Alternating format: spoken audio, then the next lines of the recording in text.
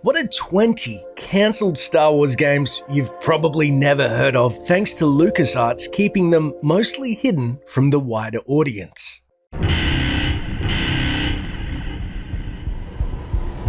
In the early 2000s, LucasArts entered the golden age for Star Wars video games, with titles such as Jedi Knight series, Knights of the Old Republic, and even flying sims like Rogue Squadron. This Star Wars IP was spawning its own mini fiefdoms of franchises, and it seemed like LucasArts was bound for greater heights as it grew with the developers and industry it fostered from its humble beginnings. That is, until 2004, the dark times, when Simon Jeffrey stepped down as president and Jim Ward took the reins of LucasArts. Unhappy with the direction of the gaming arm, Ward performed a top-to-bottom audit of LucasArts' infrastructure, describing the company's state as quite a mess, even though it was the golden age with many hits. However, in 2003, LucasArts had only reportedly grossed just over $100 million, primarily from its Star Wars titles, significantly less than the grosses from the year's top single titles such as Halo. In turn, Ward produced a 5-year investment plan to refit the company, which saw many of the games that were being developed repurposed or mostly altogether abandoned. And although I've just covered why games such as Knights of the Old Republic 3 was lost in development, today we're going to be looking at the story of the lost 20 promising Star Wars titles mostly forgotten until now.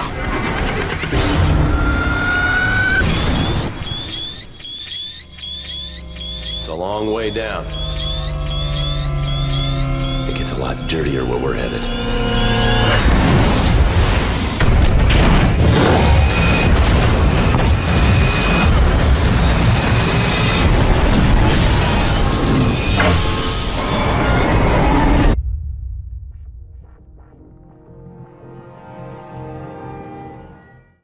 The information in this video is taken directly from the book Rogue Leaders, the story of LucasArts, which details the 20 working titles in various stages of production, and as such, I will be covering the titles furthest along in development, starting with Star Wars Smuggler. With a remit from Jim Ward to find new Star Wars stories to develop into games, the team at LucasArts spent some time working on the concept of being a smuggler in an Imperial-dominated galaxy. While the rewards for buying low and selling high would be enormous, the danger of running afoul of the Imperial authorities would give every decision an extra keen edge. According to designer John Stafford, this concept, though cancelled, eventually morphed into another cancelled project, which is on the list and called Scum and Villainy, and that in turn would emerge from its planning stages as Star Wars: The Force Unleashed. But before we go further, I just want to say that I really appreciate a thumbs up, as it takes 2 seconds and helps with the YouTube algorithm, and it keeps Boba in business. Yeah, you like that, don't you? You like it because you're bad. Oh yeah, you dirty little smuggler. Rebel Warrior. The second title to be heavily fleshed out, yet ultimately reconstituted into The Force Unleashed, was the title Rebel Warrior. The notion of playing as a powerful Wookiee delivering payback against the invading Imperial forces on the home planet of Kashyyyk has often emerged when new internal game concepts are considered. In fact, playing as a Wookiee was initially pitched as Rebel Warrior to George Lucas for the game that would ultimately become The Force Unleashed in 2008, and the Wookiees would be a part of one of the missions. Lucas, unfortunately, however, shot down the notion of a Wookiee lead character on the grounds that its communication method of wailing grunts and barks didn't really lend itself to character development and interaction. Tell that to Zalbar, though. Although the concept of Wookiee slavery versus the Empire was explored in The Force Unleashed, we are yet to see such a visceral story of the oppressed species' all-out assault against the Empire as seen in artist Greg Knight's concept art. Star Wars Vader. Speaking of The Force Unleashed, during its introductions, fans were gifted a sliver of playtime to experience what it'd be like to harness the awesome power of none other than the Dark Lord Darth Vader.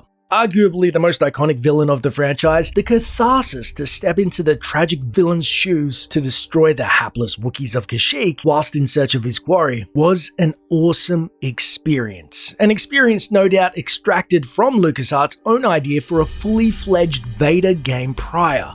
Though the events, setting and time frame when we would play as Vader remains unknown, however, from The Force Unleashed to Fallen Order, Vader done right is an unforgettable encounter.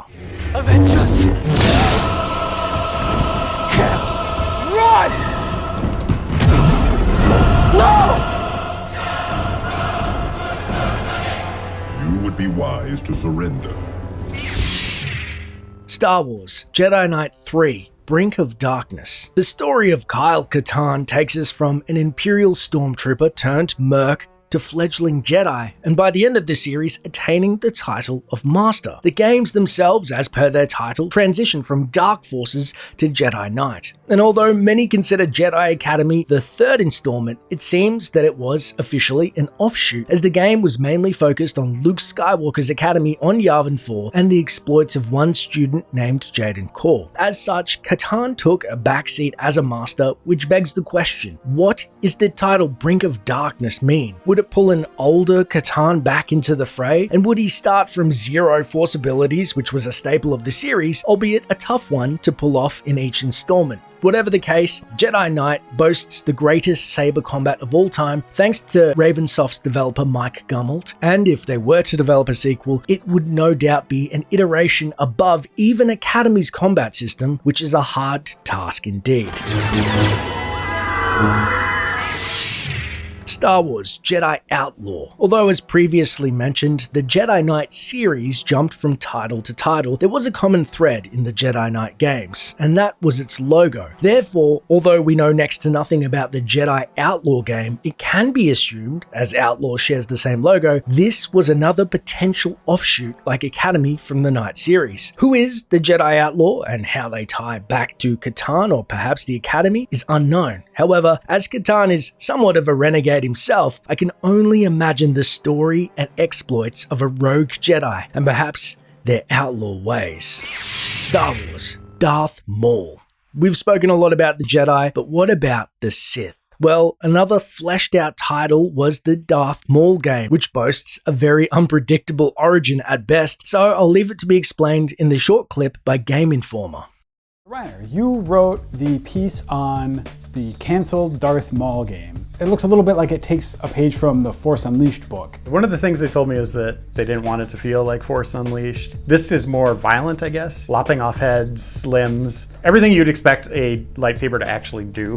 One of the craziest parts was nobody really knew what was going on. Like, they knew they were making a game with LucasArts about Darth Maul, but that's all they really had. I mean, really, that's all they really had. They didn't have a script. They didn't have any writers working with them. They just got like a title, Battle of the Sith Lords. So they were like, well, maybe it's going to be Darth Maul going against someone else. So that's where they started thinking, well, maybe we'll be creating it. Maybe we will be guiding this ship. And so they started thinking about doing an origin story tale. You know, these anonymous sources I talked to seem to think that it was canceled just because George Lucas had to ice all the projects that were in the works for the Disney merger. So this isn't a case of a game that isn't looking like it's going to be very good, so it just gets canceled. This is a game that's just like sort of business circumstances pushed underwater. And it didn't even get to the point of it being good or bad. It was all prototypes. It never really got to the point of it being a full-fledged game. There's a chance it could come back, but I would say it's very slim. Very, very slim, especially with EA handling the Star Wars license with all their studios. Star Wars Underworld.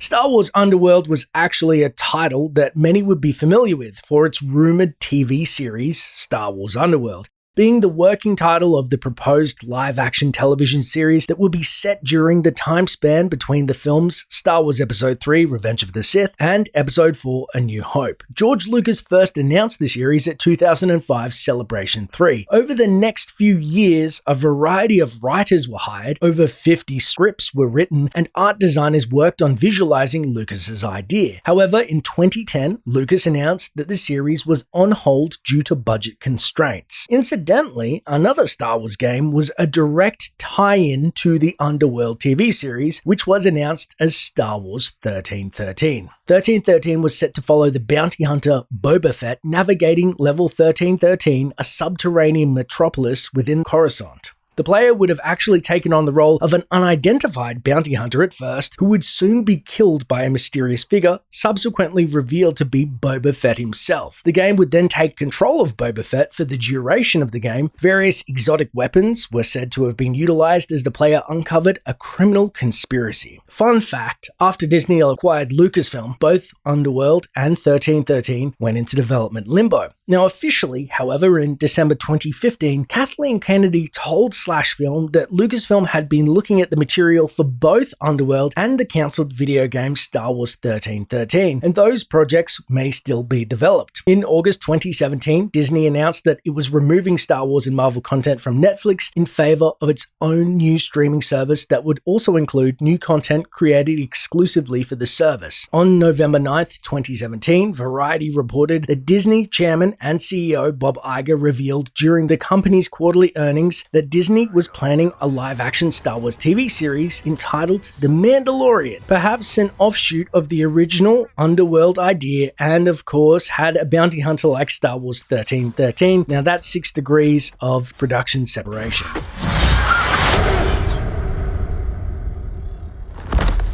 This is the way.